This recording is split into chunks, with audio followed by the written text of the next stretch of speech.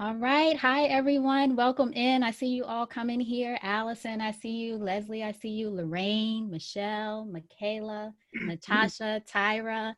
Thank you for being here with me and Nadia. I'm so excited to talk to you all. Hi. Before we start, I'm going to give you an introduction of Dr. Nadia Lopez so you know exactly who she is and how wonderful she is. Dr. Nadia Lopez is the founder and principal of Mott Hall Bridges Academy in Brooklyn. She is the author of The Bridge to Brilliance, a longtime educator and advocate for children. She has been a keynote speaker at Harvard, Yale, and St. George's University, and many more. Nadia became internationally known after the popular blog Humans of New York featured one of her students. I remember that. The students told Humans of New York founder Brandon Stanton that Nadia was the greatest influence in his life. Her story became a viral sensation, and 2 days later, Stanton launched a fundraiser that raised $1.4 million to take Mott Hall Bridges students to colleges and on college trips to places like Harvard. Nadia has since been a guest on The Ellen Show, visited President Obama's White House, and was honored alongside First Lady Michelle Obama with the Change Agent Award at Black Girls Rock, hosted on BET Networks. Dr. Nadia Lopez, thank you so much for being here with us. Thank you for the invitation. I truly appreciate it, Elaine. Absolutely. And you know, as I talked to you beforehand, everyone, if you don't know, Nadia posts these amazing videos and conversations that she has. It's with educators and other folks too, right? Yes. Activists, different people, and just one I watched of her the other morning in bed alone. She was in the video alone, I should say, and posted about just talking about education and things that, you know, I'm not in education. I have a very close friend, April, who is a principal, whom I think you know, April McCoy, and Mm-hmm. she was I just don't know, you know, I only know things through her, or ways that she has told me about whatever kind of challenges there are in the education system, and of course the joys of it also with the children that you all work with. But I just was so I don't know. I was just so moved by what you shared and how honestly you shared about everything that teachers are facing right now, which is something that I haven't heard a lot of conversation about. So I can't say it doesn't exist, but you know, we all, even I did a webinar like this about homeschooling for parents, focus on the parents, focus on the children, but we haven't, or I haven't thought as much about teachers and educators and what they might be facing within an antiquated system too, which I think was something that your video brought to mind. You know, it's not just teachers are getting online and learning how to teach online, it's also the whole school system and all these other things that I'm going to ask you questions about because I am not the expert. And I want to hear it from you. And everyone, please, if you have any questions, make sure you post them in the Q&A section, and I'll make sure to ask as we go along. All right, so I'm going to jump right in, Nadia, and ask you about that video. Starting from there, there's many challenges that educators are facing in this new normal. And as I said, we often hear about parents, but what are some of the pressing challenges that you might know of that we might not be aware of, or that we might not even understand? Well, first and foremost, I want to thank you and everyone who decided to take their 8 o'clock hour to spend this time with us, because I appreciate you being invested in wanting to have these answers. Um, you know, the first place I'm going to start is just being prepared. So, within many schools, there might have been the use of technology there. We often use Google Docs in classrooms as a way of sharing documents amongst our scholars and the teachers, and being able to do edits, giving feedback. But to say that you are equipped to be online for every subject area for a complete school day, we clearly weren't necessarily prepared for that. But there are things that needed to be taken in consideration. Just the mere fact that teachers needed to be developed professionally, parents needed to be developed professionally, or just personally around the use of technology, not just from them using their cell phones or iPads for Snapchat and TikTok, but how do we actually use it for the purpose of work? How do we engage in classrooms? How do we share documents in terms of, like, you have to upload and share with a teacher, you have to present online. Many of these things we were doing at our school, but again, it wasn't every single day. It wasn't all the time. It depends on the unit. The teacher may have used it. But you just think about it on a global level. It's not just happening in New York, it's happening throughout the world, that children are now being thrusted into this online learning community without having the support that they need. And then just also taking into consideration, how old is the child who's going to be on these pieces of technology and their ability to stay focused. So if you have a 5 or 6-year-old at home, the likelihood of them being able to just stay focused for hours at a time is really, really hard, even though they'll stay on their laptop or they'll stay on their iPad when they're looking at music, they're looking at shows, but actual instruction, or considering the child with special needs, the child who may be autistic, the person who has, severe learning disabilities, the one who have cognitive issues, comprehension issues, a lot of the support that our young people would get from whether it's their paraprofessional or the special education teacher, that hands-on is not the same. It doesn't translate as you would using a laptop or some type of device. So how does that concern you? In what ways does that concern you, knowing that at least it sounds like for your school, you all were starting to do some of those things, even if it was just among the educators and not necessarily with the students, or partially with the students or the scholars, as I know you call them at Mott Hall Bridges. But what does that mean for you all, and how you feel knowing that this is the state that you're in now? So my overall concern is just knowing the population I serve. I equate it to, here's the bottom line. I just feel like when we are not sitting here talking about these conversations in terms of what's the real deal happening, we stand to lose a generation of children because of the learning, right? We talk about generational poverty. This moment in time can have an extreme effect on these children and their future and the livelihood of their families. Especially in communities where children are disenfranchised and underprivileged and don't have access. There are a lot of young people who are overage and undercredited in middle school and in high school.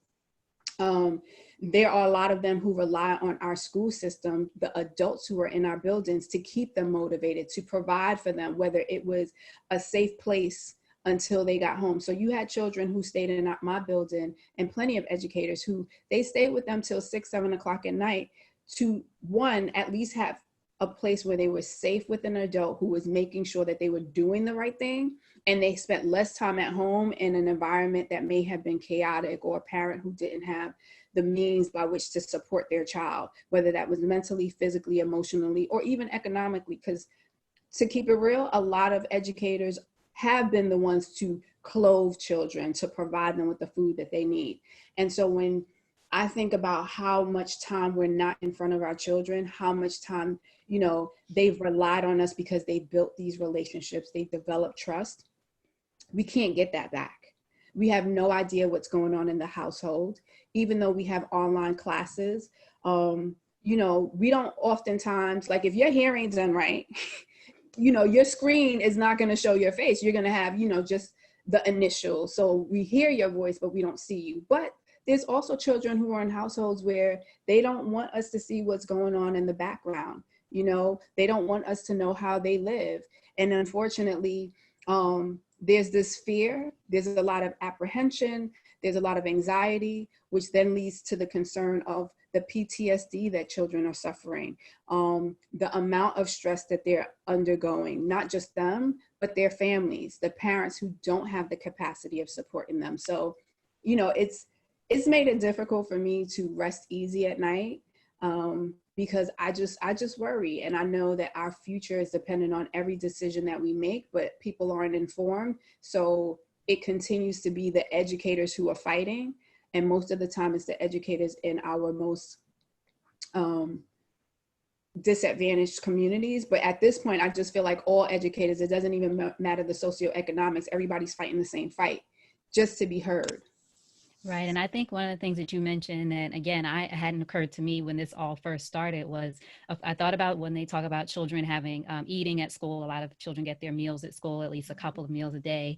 But I didn't think about those who school is a safe place. School is the Mm-hmm. place, you know, that you're happy to go to just to get away from home. Never mind your friends. People talk about, oh, they miss their friends, they miss this. But for some students, that is their escape from whatever may be going on at home, even if it's not actual violence. But like you said, if it's stress or anxiety or other things going on, or just even if there's any kind of shame about what's going on at home, all of those things now, they are likely within those environments. And especially, it's not even that school is out, it's that school is out and you're supposed to stay home.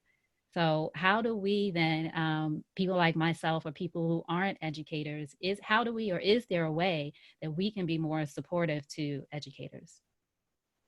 Well, what's important is that people have to share the information. I think that we are all right now, because we're home, more cognizant of what's happening. So whether or not you directly have a child, someone who has a child who's calling, overwhelmed, putting up the posts. You see all of these memes and the videos of parents just literally saying, thank God for teachers, whatever you Right. want. Teachers should get paid $1 million. That's a level of appreciation. And, and every educator is like, yes, I can tell And you. I want my check when your kid come back. But this has to continue on past the pandemic, right? It can't be, if we get out for the summertime and school comes back in September, that everybody's in their happy place, their lives have returned, and then it becomes school is y'all situation and everybody else is over here. Like, we have to do this together. We have to be in this fight together. Because like I said, this is going to have long-standing effects. It's not going to be immediately right now, but for us in New York, our children don't have summer youth employment, which means that, that extra money that they were going to be making to help support their families and themselves, they're not going to have that. And when you have children who rely on that little bit of pocket change to get those fresh pair of sneakers, to get their hair cut, to help out with uniforms or just whatever that's needed, they're not going to have those means. Desperate times calls for desperate measures, and then they lead themselves into a life of crime. And then you find yourself, we're all going to be back now into this school to prison pipeline. Because yeah, let's praise them because we don't have a high crime rate, but not having a high crime rate also means that, you don't need as many police officers, you don't need as many lawyers, you don't need as many court dates. No, all of these systems that are in place that have been functioning because of Black and brown people who go into prisons, somebody's got to go back in there. So you think about what that's going to mean for our kids who are going to make decisions that are not going to be the best decisions, but for them it's survival. But for those whose livelihood is making checks and making sure that those people stay incarcerated, we're going to have an increase yet again of crime. And how do we fix crime? Putting them in prison. Mm-hmm.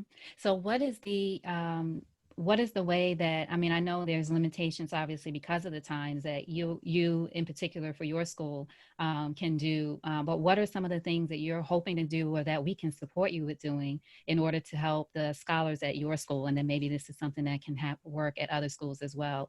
Is there a way to, and I'm just honest, I don't know, is there a way to get in touch with children personally or the families personally to do check-ins? Is there a way to, what can we do so that the kids don't feel so alone? So one is about getting the word out, right? Getting the word out and making sure people are connecting to school. So if you have some type of connections with schools, whether your friends are in the education field or family members, how can I best be supportive? What are some of the things that maybe your kids need? How can I be a mentor to a child if that's even possible? Because even right now, just kids need human contact in terms of people talking to them, speaking great things into their existence. If they have an opportunity for you to do videos and just share who you are and what you do, that allows a teacher to play in a classroom, Ooh. that's also great as well. I'm going to do that, Nadia. I might send you some ideas for bringing some people to talk to your kids. Yes. I can round up some good people. Okay, sidebar on that. Uh-huh. Okay.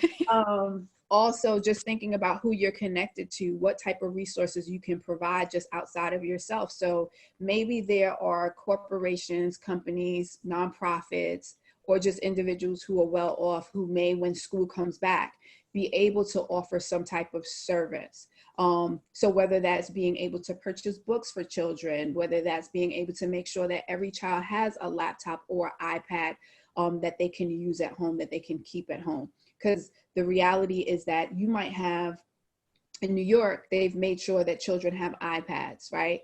And so these iPads work, yes, for one child, but if there's a household with 5 children, that one child has to now share that iPad with everyone in their household. So you want to make sure that if there is a possibility of, sometimes, you know, companies are giving away desktops, find out if there's some old desktops that can be cleaned off, put some programs on that kids could just get online, and donate it to the schools, donate it to families. And then also just, I said, like, there's so many sororities and fraternities. People can decide, like, we're going to adopt a school, and then find out what the school's needs are. I can't tell you everything. Like, I can't create a laundry list, because I also believe that everything has to be personalized. So adopt a school in your neighborhood. Think about your alma mater. Check in. Find out, like, is there a wish list that you have? How can we be a benefit? And then maybe sitting down with the principal, assistant principal, even now, just in having conversations, if you could reach out, because a lot of schools have Twitter accounts, they have Instagram accounts, there may be a friend of yours that works there, and just saying, okay, so tell me a little bit about your school. And as people start to give you information about that school, there may be an opportunity for you to say, oh, you know what, I have a really good idea. So just in terms of, like, me saying, having people video record what they do, who they are, and you're like, you know what, I have a lot of people to tap into. You know, it sparks an idea, because I can give you a list and you're like, yeah, I don't do that. No, I'm not interested, right? But hearing about the school, hearing some ideas that I have, will now make you say, you know what, let me tap into my bag and see what resources I have.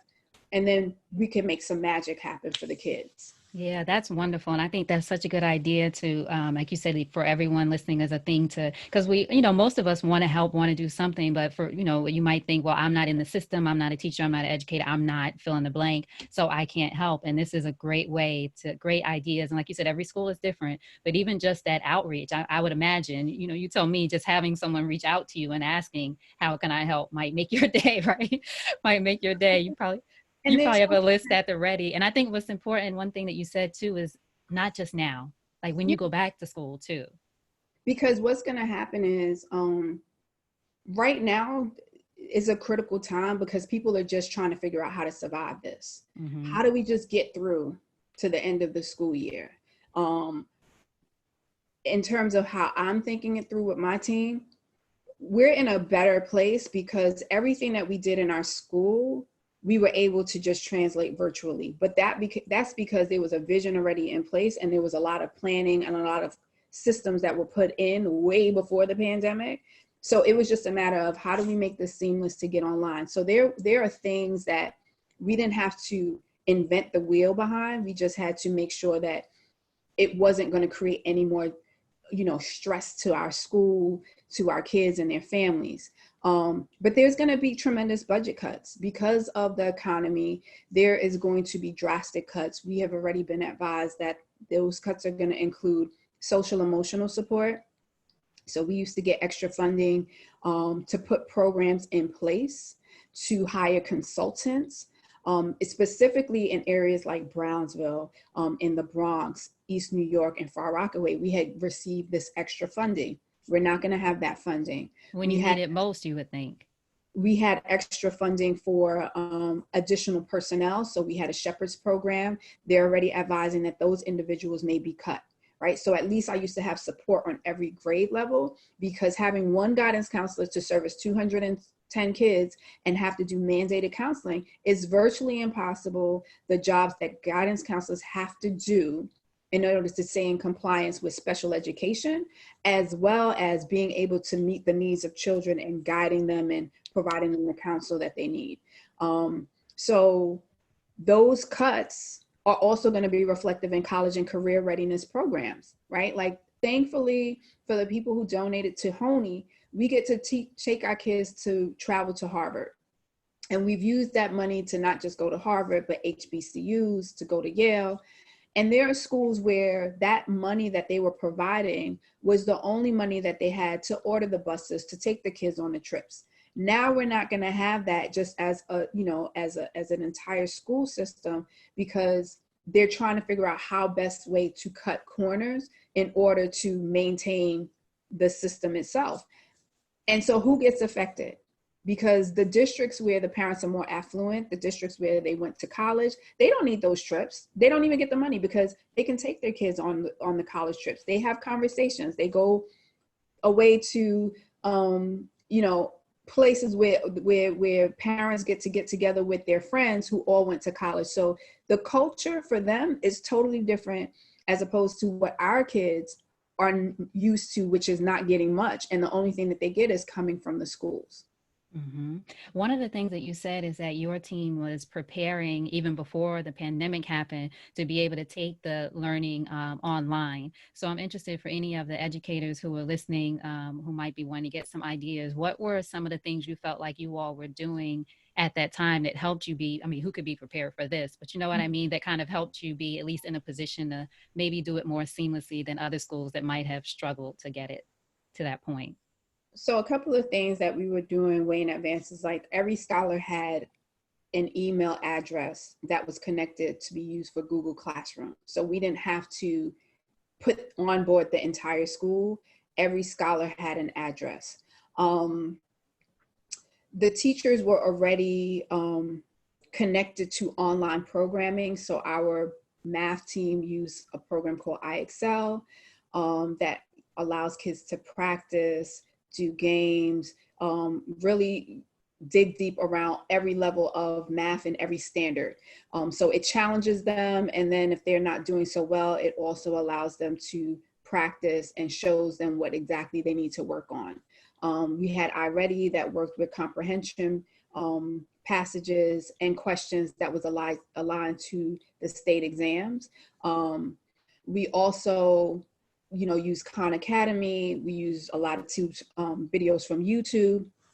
So all of these things we had in place. It was just a matter of how do we just make sure it flows over to not just our Google Classroom, but we already had our own YouTube account for the school. So you can literally create a closed link to your YouTube account that only gives access to our families. So teachers were making videos, and then we create this library that the children and the parents would have access to. We've always provided mental health support for our entire team. So since the day I opened the school, I had a mental health provider just for the team, the adults, not the children. Oh, okay. For your staff. For my Okay. staff. Because of all of the trauma that children experience, I just felt like it could be a trigger for adults, and that vicarious trauma is really real. So for 10 years, we've always had a provider available. So we translated that right onto online. So the teachers would get together in groups. We create a Google Classroom where Aaron would go in, or Lydia, who's now connected to 100 schools that's provided by the Department of Education. Aaron has provided the support for the staff, and then Lydia is providing the support for the parents. And so they get to go on, and we're now doing parent-teacher conferences that are online. So last period of the day, instead of the kids being online, the parents are the ones going in. So whatever be that last period class, the parent is in the classroom and they can engage with the teacher, ask questions, get resources, provide any concerns that they have, and then let us know how we can do better by them and by their child. That's great. Is that something that, I'm sorry to interrupt, is that something that you decided to do on your own? Is this something all schools are doing as far as that last period, having a time for parents and teachers to be able to connect? We just did it on our own. That's great. For me, I just felt like, how are we checking in with parents and how are we remaining accountable? And there's just certain things I don't have to wait for other people to tell me what to do. I'm a parent, so I just know, like, is someone checking in with me? No? Okay, so I need to make sure we're checking in with our parents as well. We also have a champion program. So what that has allowed is for every adult in our building to be in charge of 12 to 15 children. And so it's like an advisory group. And so every Monday we had what's called champions. So the champion would gather their kids. They would talk to them if there was a theme that they were working on, if there was an activity they were preparing for. That was happening every single Monday at Mott Hall. So we continue that online. So every Monday, the teacher either has a group gathered or they make personal phone calls to every single child's home just to make sure that they're good. We have kids talk during our meetings. So every single day, you know, we used to meet with our team on Tuesdays twice a day. We have a team meeting and then we have PD. And the team meetings allow us to do kids talk, to share out what's going on, any concerns, how we can collaborate, trends that we see. So now that we're online, we do that every single day for 20 minutes, just as a check-in. And teachers get to talk about how they're feeling, what their concerns are, whether or not we're seeing that there's some children who are not joining online, falling through the cracks, maybe some concerns with families, finding out who's affected by COVID, all of those things, but then talking about who are some of the kids that we're most concerned about. And so we identify who's the teacher who had the best relationship, not just the champion. So that this way we can have 2 to 3 individuals calling the house, because we also want parents to know, like, we're paying attention. We're checking on you, right? And so all of these things that we were doing before, we continue to do it while we're online, because that's just been the grounding root of Mott Hall Bridges Academy. We're all connected to succeed. That was the purpose of, you know, the logo looks like a bridge, but it's people holding each other together. And the motto has always been connected to succeed. So if one of us fails, we all fail. So how do we make sure we're all successful? And how do you make sure, as you said, that these students don't, or that there's a real concern, I would imagine, about students falling through the cracks, even if it's nothing too traumatic going on at home, but also just because they're kids at home and might not be, like you said, either paying attention or being able to hold their attention and that kind of thing. But it sounds like what you just said are some of the things that you put in place to make sure those kids, especially Black and brown kids or kids who are in environments that might be distracting, don't fall through the cracks. Mm-hmm. And you said also, it was just important because just regardless of where children live, they just need to feel connected. They need to feel heard.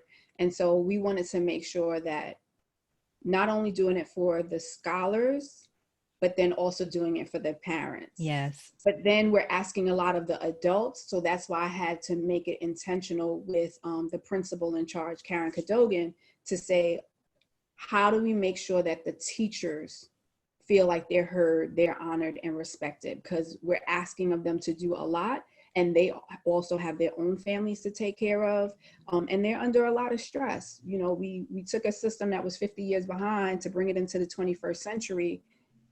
In a matter of days. Yeah, in a matter of days. Yeah, and I think that, I mean, it's support all around. I'm all about it. So the parents, supporting the scholars, and supporting the teachers, which is what this conversation is all about too, all around though. And I know one of the things you said in your video is about the importance of parents, as much as possible, staying involved again once you all do go back to school. So what are some of the things, I mean, we've heard about PTA, but are there some other things for parents, like the ways you told us outside of the school system, that can help, that parents can make sure they stay involved as best they can? You know, I think that it's important that parents understand the power of their voices. You know, as much as educators are the ones in the school and imparting knowledge, parents are they're the key, right? Because they're literally giving us what is their gift to us. They're allowing us to have their gift for a certain amount of time and to have tremendous influence over them. And unfortunately, they relinquish their power once they put their children in the school system. And what I've always said to my parents is, you know, I appreciate that you trust me with your child. I appreciate that you trust me to make the right decision. But you know, everybody doesn't make the right decision, right? Like, you would be so surprised at how much time and energy is put into me literally being in classrooms to ensure that the adults are doing what they need to do. And it's not me trying to be the bully, but I know that parents don't have the capacity of coming into this classroom. I know they don't know what they're supposed to be expecting. So you can tell them whatever, you can do whatever, and they'll be like, okay, that sounds good, right? But I know that's not how you're supposed to do things. You know, I know you're supposed to stop and ask questions and check for a child's understanding. I know that your tone shouldn't even sound like that. You know, there's just certain things that happen in a classroom that I'm going to ensure, and that's why I have to be present all the time. So I'm literally the parent in the room. And so I say to parents, you know, you've trusted me for 3 years with your children, and it gets exhausting because I got to do it for 200 and some odd children, not just your child. So you have to come in, you have to show up, because now what I'm getting is so many phone calls from friends or someone's friend of a friend who's like, can you help me? Because I don't know what else to do. I just feel lost. I don't even know what my child is learning. And I'm saying to them, they've been learning like this in September. What happened? Why weren't you checking? Girl, you know, I'm so busy. I just figured she had it all under control, or I figured he had it all under control. And I'm like, and so now they're at home. You don't have anything to help you. You don't have any tools. You know, when they had the curriculum night, I get it. You were working, you couldn't make it. But you should have sent an email and said, I apologize, I'm not able to make it. Are there some alternative dates? Is it possible for me to come in? Do you offer anything on Saturdays? As parents, you can literally say, as a group, we can't come in during the week. Can y'all offer something on a Saturday? Like, we've literally offered workshops on a Saturday, just because I don't want the excuse of, well, the parents aren't showing up. Well, the ones who are working can't come in. So we need to do something on Saturday. And I make sure that I actually set aside funding so I could pay the teachers so that they can come in on Saturdays, right? And you give them advance notice. So next month, we need to have a workshop for the parents. And they'll do it. They'll show up. They'll make the arrangements if they need to bring their child with them or find a sitter. But parents need to know that they need to verbalize what their needs are. It's not a matter of being embarrassed. You don't have to act like you have pride. You don't have to act like you have it all together. It's not a competition. We are all human. Just because a teacher has a certification in education does not make them God. They are there in service to support you. And my fear is, if we act like that inside of the education system, it's the same way we act when we get into the healthcare system. We trust, we don't show up, we don't verbalize, and then the doctor could tell us whatever, can treat us whatever way, and we don't ever say, no, I have some concerns. No, this is how I'm feeling. No, that's not what's going on, right? You have to show up. People are only going to treat you the way you allow yourself to be treated. And I say to parents, don't come in here being disrespectful either, because there's some parents who want to one-up you every minute. And I'm like, okay, so if you want to, you really could homeschool your child. I'm not here to argue with you. I want to work with you. So tell me what your needs are. Tell me how we can work together. And once the parent understands, like, I'm coming from a place of love, I'm coming from a place as a parent, and I'm going to have my team along with myself help you, you know, they get into a place of trusting, because I know it's all about trust, right? Mm-hmm. It's all about feeling comfortable. Sometimes that aggression that comes out, the defensiveness, is because you've been through a school system that has failed you. You've been through a school system that has tried to make you feel like you weren't significant enough. I get it, but I'm not the one challenging you. And I also say to those parents who may be listening, if your child is in a school that's right now not being flexible, that tells you, well, there's nothing we can do, you need to reconsider that school. Because if they're telling you this in a crisis, it just makes me think of what's happening in that school when it's not a crisis happening. How are they treating your kids? How are they considering you?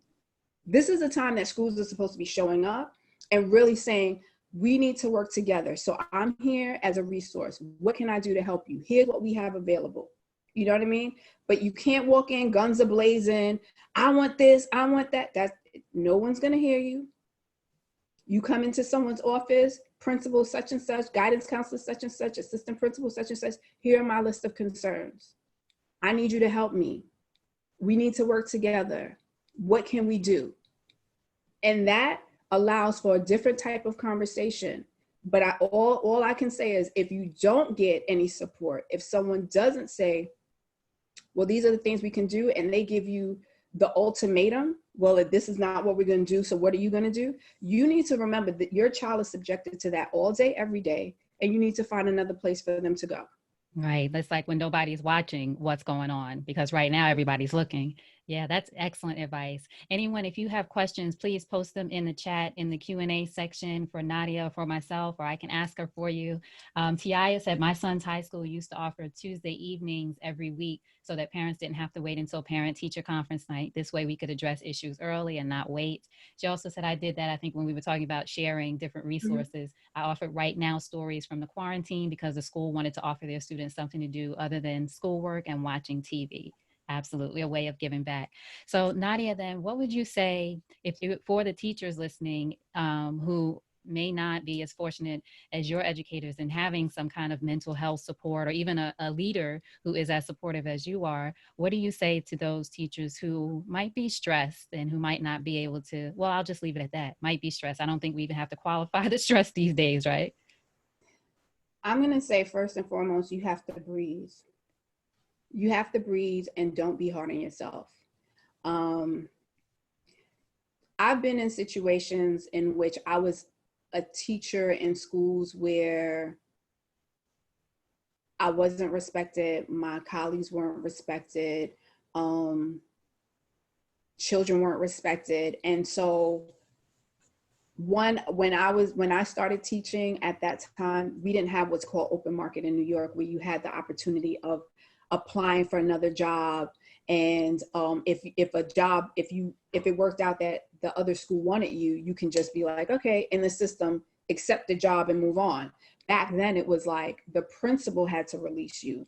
And I didn't have the luxury of the principal releasing me. So I was forced to stay in a school for 3 years. That's not necessarily the case right now. So I'm going to say this. Your biggest focus, your goal right now are those children. You need to plan for those young people. You need to make sure that those lessons are as engaging as possible. I know it's really hard if you don't have the resources you need, but this is the time for you to be creative. It really is. I'm going to say the things that another principal and school systems probably wouldn't want to hear, but at the end of the day, nobody else can do your job for you. You can't get fired right now because there's nobody else to take your position. So you go out there and be as innovative and as creative as possible, and you think about those young children and what they need, because right now they're relying on you. So if it's just dealing with the basics, if it's just trying to just keep them engaged and engage, like good conversations, if it's a math related problem or just standards that you're covering and you have to teach them, get you a whiteboard, get you chart paper, get some oak tag, get something. Turn this into your classroom in your home. Make it as interactive as possible. Do the thing that you would wish somebody would be doing for you. And then simultaneously, you still need to start writing your resume. You know, some people might need to call Tiaya. No, that's right. Tiaya is offering some writing workshops, and I'm just going to plug her because some of y'all need to start working on your resume. And I'm not saying, oh, like someone's going to be like, is she serious? She's talking about resumes and we trying to work on emergency. Listen, at the end of the day, you should not be put in positions where you are compromising yourself, your sanity, and feeling like you are trapped. We are not supposed to feel like we're in bondage right now. And it's very upsetting to me that there are teachers who are literally feeling lost, feeling like they are not connected to someone. Administrators are not checking in with just a decency of calling, texting, emailing without an ask. Stop asking people to do 10,000 things without saying, are you okay? How are you feeling today? And listen for the answer. People are dying. People are losing the ability to even just think straight. They're having to take care of their children in their households. You know, like there's so much going on. Being trapped in a house all day, every day, especially if you're in an apartment versus a home, like these four walls, you start losing your mind. Take time and say, as an administrator, how are you feeling today? I'm just checking in, just randomly, without, did you turn this in? Did you do your attendance? Did you do your lesson? What is it? Stop, pause. So what I'm saying to those who are educators, your biggest focus, like when I was thinking about, like for 3 years, I wanted to leave the school. I was just like, this is just too much. I loved my kids. I loved them. I loved them so much, and I endured a lot. But the only thing that kept me going was knowing that I was in there for them. I created the most amazing lessons that the principal and the AP at the time were like, why are you doing this? You know, they wanted me to do the standard by the rules stuff. And I was like, I don't even want to read the outcomes of this. I don't want to read their papers like this. I want them to dig in deep. I want them to bring in their own creativity. And once I did that and they saw it, they were like, what is this? What? Wow, this is really amazing. I was like, I know. I know. You're welcome. This is really that time that people can own their space. For every person who's ever thought, I want to start my own school, I want to have my own building, I want to have this, have your own. Do what you will that's within the confines of what's the best interest for children, period. And how do you, you gave us some examples, but just for those who are leaders in a school, whether they are a principal of a school or they have founded their own school as you did, what are the ways that people can lead with that compassion and empathy, maybe when they're even feeling stress? I know you said some things like calling and texting, but what else has been helpful to you in supporting your team? You know, it's easy. I can only tell you, Elaine, who I am. Mm-hmm. The person who's showing up during the pandemic is the person who was showing up before the pandemic, right? And so there are some people who really need to check themselves. And there's no magic pill. There's no workbook for me to work through it. Although I'm working with Tiaya, and it's so funny that she's on this, because I literally called Tiaya today and I was like, I need to work on an ebook. And she had put on her site that she probably will add that, you know, she was offering these courses, because there's just so many things that when people are asking me, in my mind, I'm like, well, everybody should be doing this. You're like, well, of course, right. This is what it is. But I also understand that the way I think, the vision that I have, everyone doesn't think like I do, and people are often not willing to take the risk. I think that what we have to really, really recognize is that we all suffer from, when I say bondage and slavery, we do. Okay, because we're no longer in the school building, and because we're no longer in the school building, this is a prime time for us to do all the things that we would have liked to do that we couldn't do because maybe it would have been like too disruptive or someone wouldn't like. We're still not willing to do it because it's just like, I don't know, I might get in trouble for this. But I'm like, but what are you doing that's so unethical that you might get in trouble for?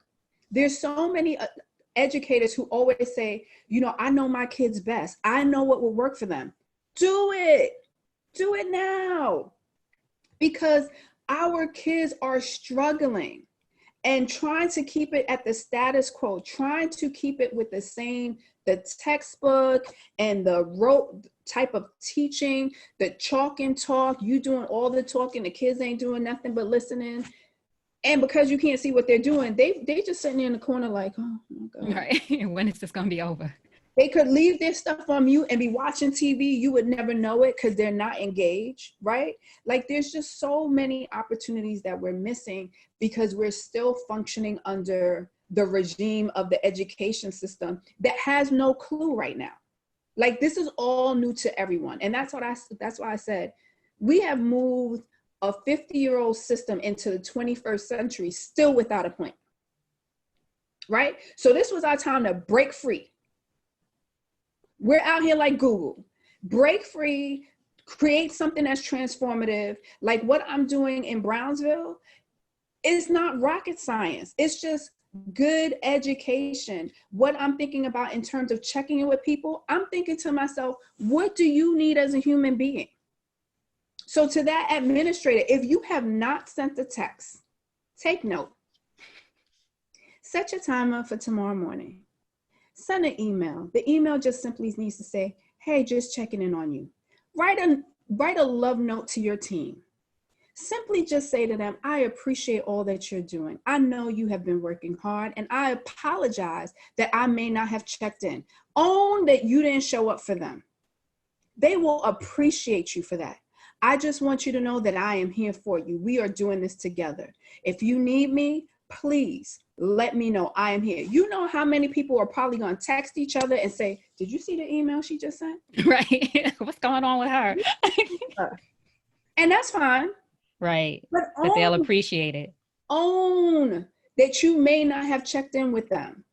I check in with my team every single morning. And yesterday morning, I was late. It was 9 o'clock. And I text them and I said, I apologize that I didn't check in, but I was dealing with 2 deaths in the past 24 hours. And, immediately they were like, oh, we're sorry, Ms. Lopez, or whatever the case may be. I didn't have to apologize to them. I'm dealing with deaths, but I check in with them every day. And I just want them to know I wasn't in a good place this morning. I didn't really feel like checking in right now, but here I am, and I'll be in classrooms throughout the day. Hey, everybody. And it just lets them know that I appreciate them.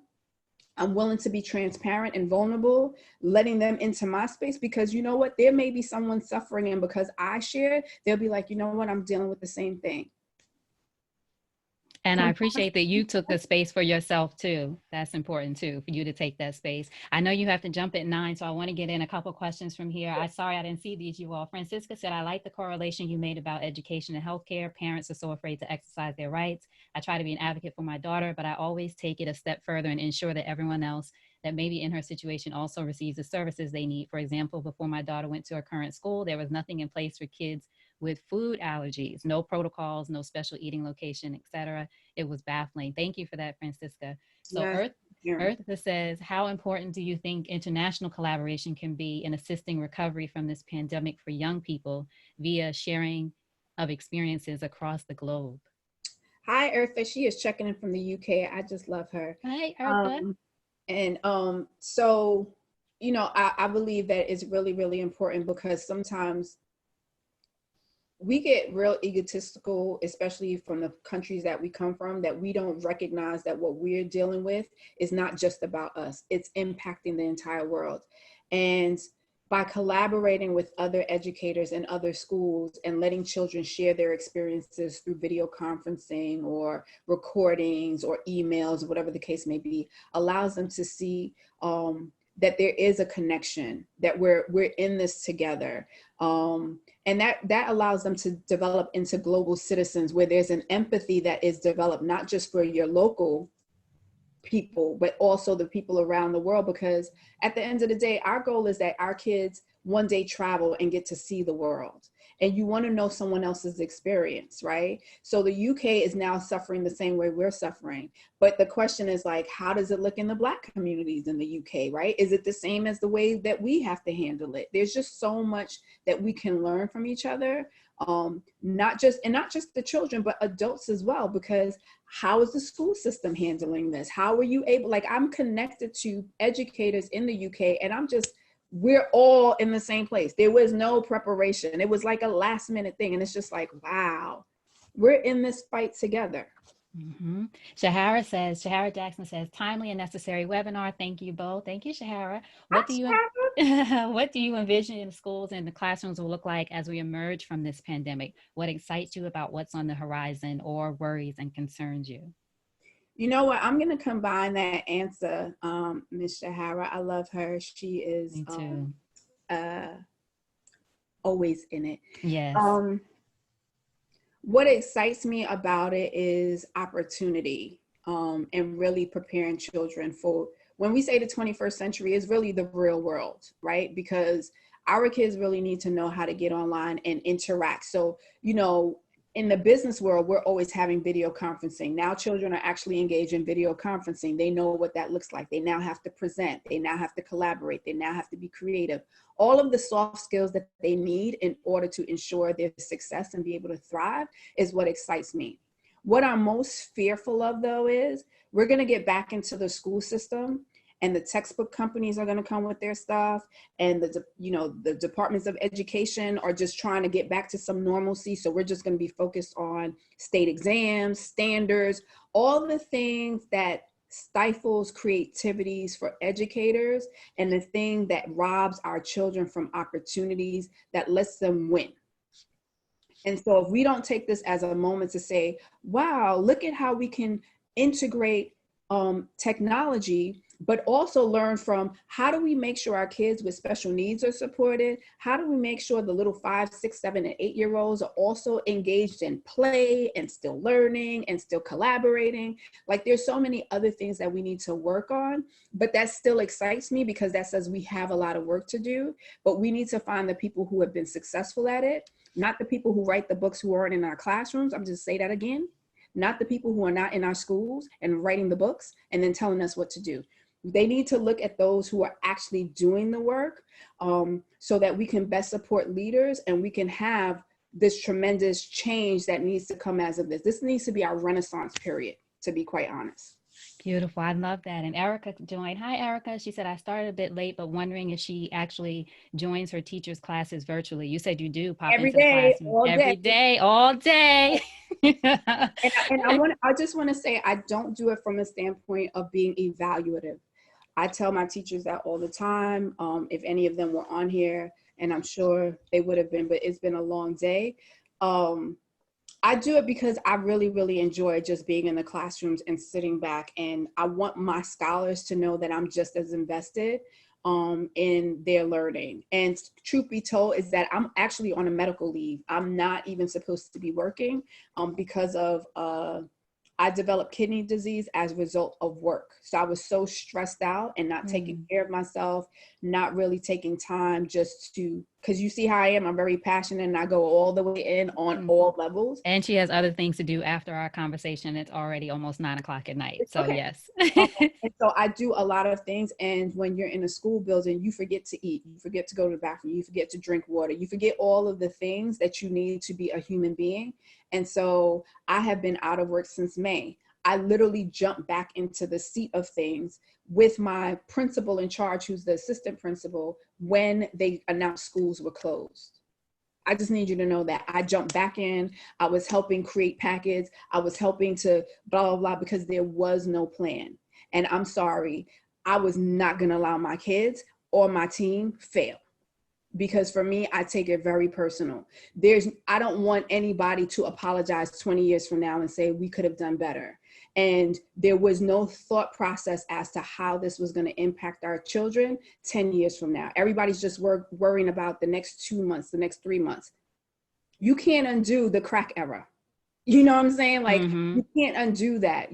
There's certain things that we need to make sure that it's done. So I want my teachers to know that I'm there like their cheerleader. So I literally sit in the cut and I go from all day. I start my day at 8 in the morning and I ended at 2:45.